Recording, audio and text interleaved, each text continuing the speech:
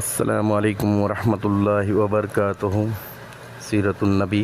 بیعت مکمل ہو چکی تو رسول اللہ صلی اللہ علیہ وسلم نے یہ تجویز رکھی کہ 12 سربراہ منتخب کر لیے جائیں جو اپنی اپنی قوم کے نقیب ہوں۔ اس بیعت کی دفعات کی تنفیذ کے لیے اپنی قوم کی طرف سے وہی ذمہ دار اور مکلف ہوں۔ آپ کا ارشاد تھا کہ آپ لوگ اپنے اندر سے 12 نقیب پیش کیجئے تاکہ وہی لوگ اپنی اپنی قوم کے معاملات کے ذمہ دار ہوں۔ آپ صلی اللہ علیہ وسلم کے اس ارشاد پر فوراً ہی نقیبوں کا انتخاب عمل میں آ گیا۔ 9 خزرج سے منتخب کیے گئے اور 3 اوس سے۔ ان کے نام یہ ہیں: اسد بن زرارہ بن عدس، سعد بن ربیعہ بن عمرو، عبداللہ بن رواحہ بن ثعلبہ، رافع بن مالک بن عجلان، برا بن معرور بن صخر، عبداللہ بن عمرو بن حرام، عبادہ بن صامت بن قیس، سعد بن عبادہ بن ولیم، منذر بن عمرو بن خنیس۔ یہ خزرج کے نقبات ہیں۔ اسید بن خزیر بن سماک، سعد بن خیثمہ بن حارث، رفعہ بن عبد المنذر بن دبیر 3 اوس کے نقبات ہیں۔ جب ان نقبہ کا انتخاب ہو چکا تو ان سے سردار اور ذمہ دار ہونے کی حیثیت سے رسول اللہ صلی اللہ علیہ وسلم نے ایک اور عہد لیا۔ آپ صلی اللہ علیہ وسلم نے فرمایا: آپ لوگ اپنی قوم کے جملہ معاملات کے کفیل ہیں جو حواری حضرت عیسیٰ علیہ السلام کے جانب سے کفیل ہوئے تھے، اور میں اپنی قوم یعنی مسلمان کا کفیل ہوں۔ ان سب نے کہا: جی ہاں۔ معاہدہ مکمل ہو چکا تھا اور اب لوگ بکھرنے ہی والے تھے کہ ایک شیطان کو اس کا پتہ لگ گیا۔ چونکہ انکشاف بالکل آخری لمحات میں ہوا تھا، اتنا موقع نہ تھا کہ یہ خبر چپکے سے قریش کو پہنچا دی جائے اور وہ اچانک اس اجتماع کے سرقہ پر ٹوٹ پڑیں اور انہیں گھاٹی ہی میں جا لیں۔ اس لیے اس شیطان نے جھٹ ایک اونچی جگہ کھڑے ہو کر نہایت بلند آواز سے، جو شاید ہی کبھی سنی گئی تھی، یہ پکار لگائی: خیمے والوں، محمد صلی اللہ علیہ وسلم کو دیکھو، اس وقت بددین کی اس کے ساتھ ہیں اور تم سے لڑنے کے لیے جمع ہیں۔ رسول اللہ صلی اللہ علیہ وسلم نے فرمایا: یہ اس گھاٹی کا شیطان ہے، اور اللہ کے دشمن سن لو، اب میں تیرے لیے جلد ہی فارغ ہو رہا ہوں۔ اس کے بعد آپ صلی اللہ علیہ وسلم نے لوگوں سے فرمایا وہ اپنے ڈیروں میں پر چلے جائیں۔ اس شیطان کی آواز سن کر حضرت عباس رضی اللہ تعالیٰ عنہ بن عبادہ بن نضلہ نے فرمایا: اس ذات کی قسم جس نے آپ صلی اللہ علیہ وسلم حق کے ساتھ مبعوث فرمایا ہے، آپ چاہیں تو ہم کل اہل مینا پر اپنی تلوار کے ساتھ ٹوٹ پڑیں۔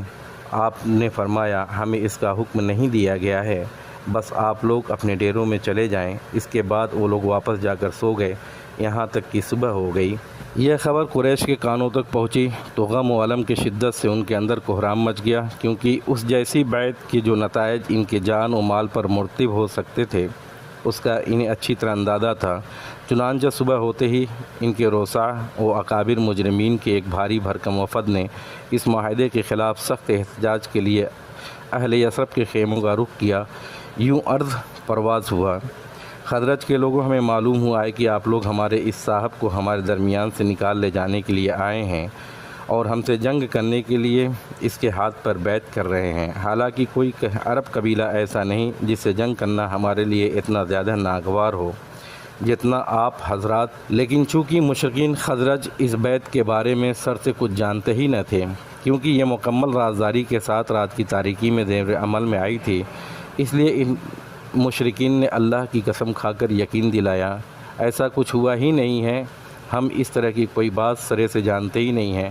بالآخر یہ وفد عبداللہ بن ابی ابی ابن سلول کے پاس پہنچا۔ وہ کہنے لگا: یہ باطل ہے، ایسا نہیں ہوا ہے، اور یہ تو ہو ہی نہیں سکتا کہ میری قوم مجھے چھوڑ کر اس طرح کا کام کر ڈالے۔ اگر میں یثرب میں ہوتا تو مجھ سے مشورہ کیے بغیر میری قوم ایسا نہ کرتی۔ باقی رہے مسلمان تو انہوں نے کنکھیوں سے ایک دوسرے کو دیکھا، چپ سادھ لی۔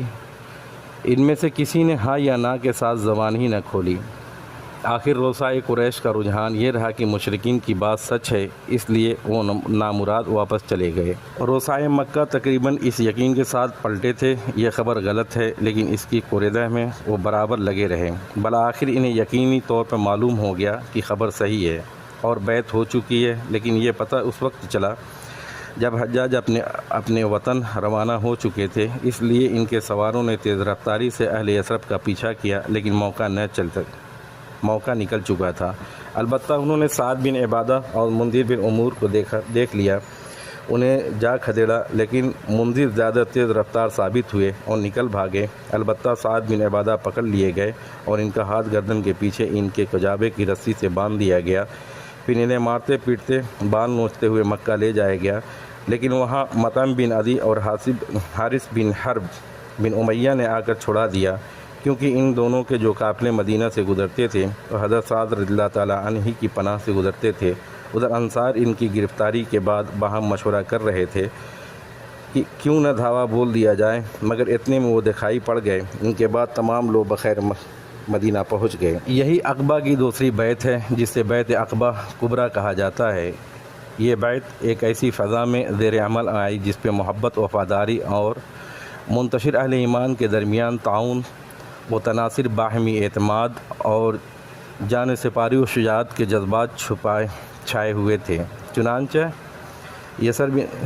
یثربی اہل ایمان کے دل اپنے کمزور مکی بھائیوں کی شفقت سے لبریز تھے، ان کے اندر بھائیوں کی حمایت کا جوش تھا، ان پر ظلم کرنے والوں کے خلاف غم و غصہ تھا، اس لیے سنیے اپنے اس بھائی کی محبت سے سرشار تھے جسے دیکھے بغیر محض للہ فی اللہ اپنے بھائی قرار دے لیا تھا۔ یہ جذبات و احساسات محض کسی عارضی کشش کا نتیجہ نہ تھے جو دن گزرنے کے ساتھ ساتھ ختم ہو جاتی ہے، بلکہ اس کا مبنی ایمان باللہ، ایمان بالرسول اور ایمان بالکتاب تھا، یعنی وہ ایمان جو ظلم و عدوان کے کسی بڑی سے بڑی قوت کے سامنے سرنگو نہیں ہوتا، وہ ایمان کی جب اس کے باد بہاری چلتی ہے تو عقیدہ و عمل کے عجائبات کا ظہور ہوتا ہے۔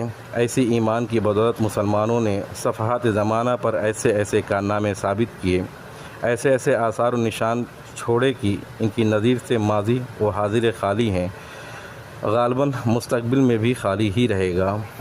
اب اس کی کچھ تحقیقات ہو جائے جو بالحوالہ ہے۔ ابن اسحاق کا یہ بیان ہے کہ بنو عبد الاشہل کہتے ہیں کہ سب سے پہلے ابو الحشیم بن تیہان نے بیعت کی، اور حضرت کعب بن مالک کہتے ہیں کہ برع بن معرور نے کی۔ ابن حشام جلد نمبر 1 447 میں دیکھیے۔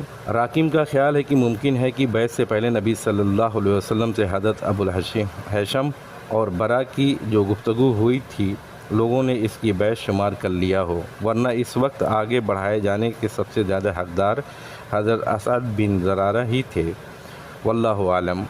مسند احمد دیکھیے، مسلم باب کیفۃ البیعان نساء میں جلد نمبر 2 131۔ زمیر حرف بے سے، یعنی لوگوں نے بے کی جگہ نون کہا ہے، یعنی ضمیر۔ بعض اہل یزید نے رفع کے بدلے ابو الحشیم بن تیہان کا نام درج کیا ہے، دیکھیے ابن حشام جلد نمبر 1 443 444 اور 446 میں۔ فی امان اللہ، اپنے گرد و نواح کا خیال رکھیے گا۔ آپ کا بھائی عبد الرحمن۔